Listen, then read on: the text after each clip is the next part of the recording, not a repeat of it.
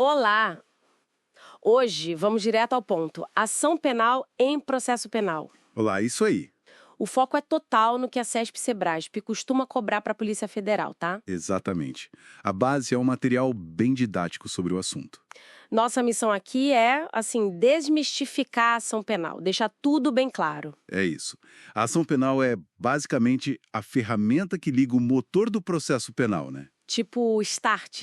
É como o estardo age depois que um crime acontece, mas claro, sempre respeitando as garantias. Faz todo sentido. E entender quem pode dar esse start e como é crucial para o CESP. Sem dúvida. Ok, então vamos começar desempacotando isso. Quais os tipos básicos? Basicamente, temos duas grandes categorias, né?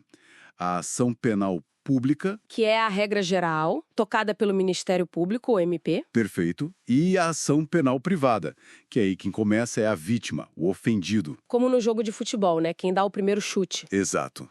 Na pública, a mais comum de todas é a incondicionada. Ah, essa é aquela que não depende de ninguém, né? Isso. Pensa num homicídio, num roubo, crimes mais graves, geralmente. O MP vê o crime e age por conta própria. Não precisa de autorização da vítima. Justamente. Mas aí temos a outra pública, a condicionada. Essa precisa de alguma coisa para começar, uma condição. Exatamente. A mais famosa é a condicionada à representação da vítima. Tipo no crime de ameaça, artigo 147 do Código Penal. Perfeito. Nesse caso, a vítima precisa, dar um ok pro MP agir. Precisa representar. E atenção total aqui, né? Para quem está estudando para o concurso. O prazo para isso. Crucial. São 6 meses.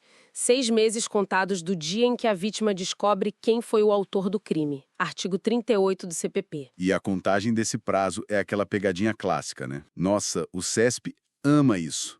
É prazo decadencial, ou seja, perdeu, já era.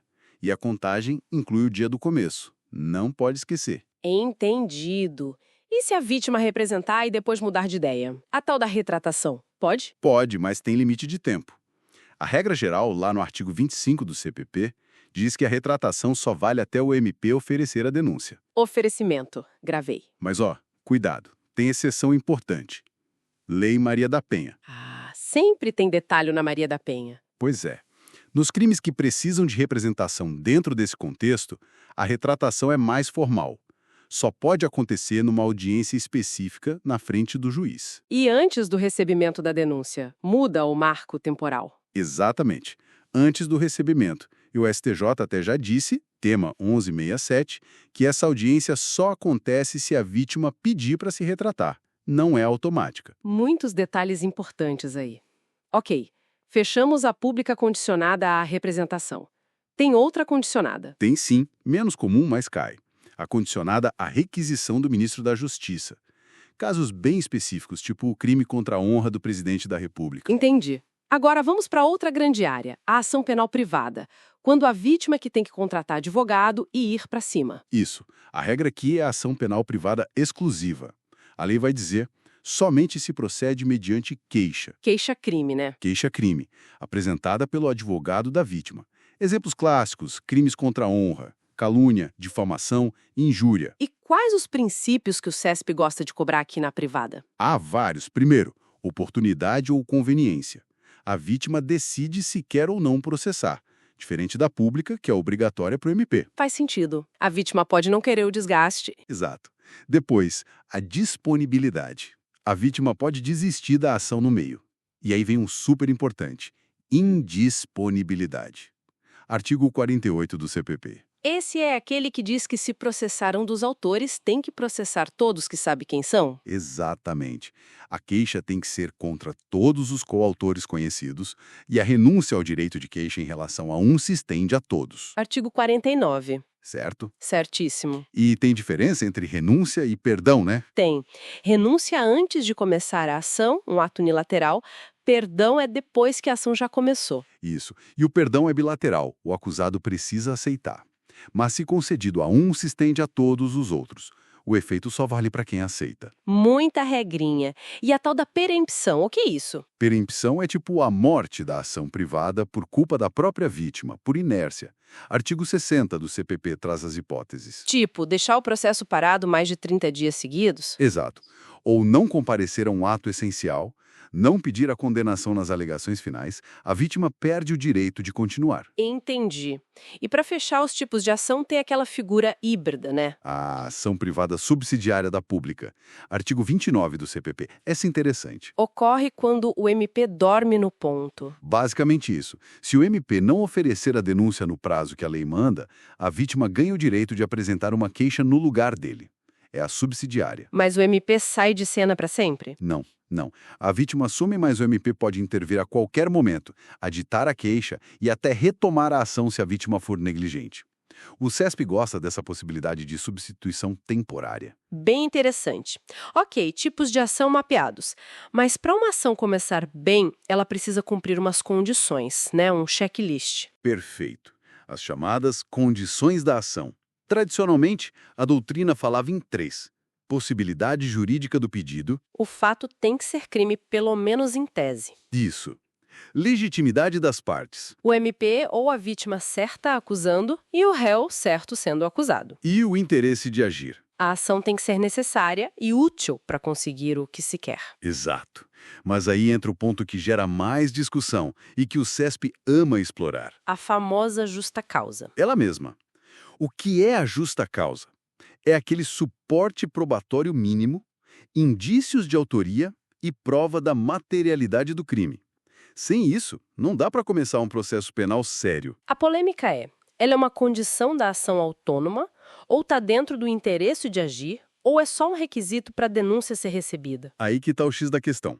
O Código de Processo Penal, depois da reforma de 2008, no artigo 395, colocou a falta de justa causa, inciso 3º, como motivo de rejeição da denúncia, separado da falta de condição da ação, inciso 2º. Isso meio que deu força para a corrente que diz que ela é um requisito distinto e não mais uma condição da ação. Exatamente. Fortaleceu essa visão. Mas, cuidado, prova do CESP. Lá vem. A banca já considerou a justa causa como condição da ação em questões mais antigas. Então, o ideal é conhecer essa divergência e, principalmente, a letra fria do artigo 395 hoje. Ou seja, saber que a falta dela leva à rejeição da peça acusatória. Perfeito. É um filtro essencial logo no início. Falando em temas quentes e mais recentes, não dá para fugir do ANPP, né? O Acordo de Não Persecução Penal. De jeito nenhum. Artigo 28A do CPP. É super importante.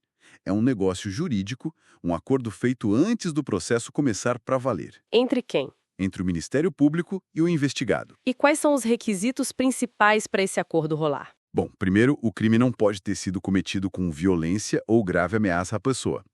Segundo, a pena mínima tem que ser inferior a 4 anos. Inferior a 4 anos. Ok. E, crucial, o investigado tem que confessar o crime. Uma confissão formal detalhada. Confessar é a chave, então. Mas tem gente que não pode fazer esse acordo, né? Tem vedações. Tem, sim, o parágrafo 2º do 28A, lista. Por exemplo, se já couber transação penal lá do juizado especial, não cabe a NPP. Ah, para não ter 2 benefícios pelo mesmo tipo de infração. Isso. Também não cabe se o investigado for reincidente, a não ser que as infrações anteriores sejam consideradas insignificantes. Reincidência específica ou genérica? A lei não distingue, então, a princípio, qualquer reincidência impediria, salvo essa exceção da insignificância. Entendi. Que mais? Não pode ter tido um benefício parecido, tipo transação ou suspensão condicional do processo, nos últimos 5 anos. Uma espécie de quarentena. Exato. E também é vedado nos crimes praticados no âmbito de violência doméstica ou familiar. Ponto importante para a prova. E o que mais o CESP costuma mirar no ANPP? Olha, alguns pontos são chave. Primeiro, o ANPP não é um direito automático do investigado. É uma faculdade do MP avaliar se é o caso ou não. O STJ já bateu o martelo nisso. Ou seja, o MP pode achar que não é conveniente e recusar. Pode. E se o MP recusar, o investigado pode fazer o quê? Pedir para reexaminarem a decisão. Isso. Pedir a remessa dos autos para o órgão superior do MP para ele dar a palavra final. Está lá no parágrafo 14. E o papel do juiz nisso tudo? Ele só carimba? Não. Ele homologa o acordo, mas antes ele verifica a legalidade e a voluntariedade. Ele pode recusar a homologação se achar as condições abusivas, por exemplo. E dessa decisão do juiz de recusar a homologação, cabe recurso? Cabe. Recurso em sentido estrito, o rese. Previsão expressa no artigo 581, inciso 25. Boa. E se o juiz achar que dá para ajustar? Ele pode devolver os autos para o MP para reformular a proposta de acordo. Está no parágrafo 5º. E se dá tudo certo, o investigado cumpre o acordo direitinho. Cumprido o acordo, o juiz decreta a extinção da punibilidade. Acabou. Não gera reincidência, não consta na folha de antecedentes para esse fim. E se ele descumprir? Aí o acordo é rescindido e o MP oferece a denúncia que estava guardada. O jogo volta para o início. Certo. Muita coisa sobre o ANP. Para a gente ir finalizando, um ponto que sempre pega. Prazos no processo penal. Ah, prazos. Sempre um terror, né? Mas no processo penal tem uma lógica diferente do civil. Como funciona?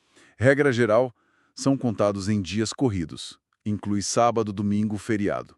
Tudo direto. Diferente do civil, que são dias úteis, né? Exatamente. E a contagem? Exclui o dia do começo e inclui o dia do vencimento. Artigo 798, parágrafo 1º do CPP. E se o prazo começar num domingo? Ele não começa no domingo ou feriado, prorroga para o próximo dia útil. Mas uma vez iniciado, aí corre direto, incluindo os não úteis. Entendido. E aquelas pegadinhas clássicas de prazo para figuras específicas? MP, Defensoria. Duas que o CESP adora. Primeira, Ministério Público não tem prazo em dobro no processo penal. O STJ já afirmou isso há tempos. Não tem. Tem que ficar ligado nisso. E a segunda, Defensoria Pública tem prazo em dobro no processo penal. Para eles, a regra é diferente. Defensoria tem, MP não tem. Anotado. E aquele recesso forense de fim de ano, suspende os prazos? Suspende sim. O artigo 798-A, que entrou com um pacote anticrime, prevê a suspensão do curso do prazo processual entre 20 de dezembro e 20 de janeiro. Ah, tipo umas férias para os prazos. Mas tem exceções importantes. Essa suspensão não se aplica... Aos casos de réus presos. Mas esses continuam correndo? Exato. Que nem nos procedimentos da Lei Maria da Penha. E nem nas medidas consideradas urgentes. Perfeito. Nesses casos, os prazos correm normalmente e pode até ter audiência e julgamento nesse período. Ufa, quanta informação. Então, resumindo a ópera para quem vai fazer PF. É vital saber quem pode iniciar a ação penal, em que condições, pública, privada, condicionada e incondicionada. Entender os prazos de representação, a retratação, especialmente na Maria da Penha. Os princípios da ação privada, como indivisibilidade, perdão, perempção. A polêmica da justa causa, se a condição ou requisito, e o que diz o 395 do CPP. E, claro, o ANPP. Requisitos, vedações, papel do MP, do juiz, consequências do cumprimento e descumprimento. Tudo isso é muito a cara do CESP. E os prazos processuais penais, né? Corridos, sem prazo em dobro para o MP, com prazo em dobro para a Defensoria e a suspensão de fim de ano com suas exceções. Exatamente. Dominar esses pontos é fundamental. Deixa a gente com a pulga atrás da orelha, né? Com certeza. E fica uma reflexão final, talvez. A gente vê o crescimento desses mecanismos como o ANPP buscando uma justiça mais rápida, mais eficiente, negociada. Uma tendência mundial até. Sim, mas aí fica a questão. Como a gente equilibra essa busca por eficiência, essa justiça negociada, com as garantias individuais do acusado? Especialmente quando a confissão é um pilar central, como no ANPP. É um debate importante, né? Como garantir que a confissão foi realmente livre, voluntária, sem pressão indevida, só pela vontade de conseguir o acordo? Exato. É algo para se pensar, para refletir, que vai além do que cai na prova, mas que está no coração do processo penal moderno.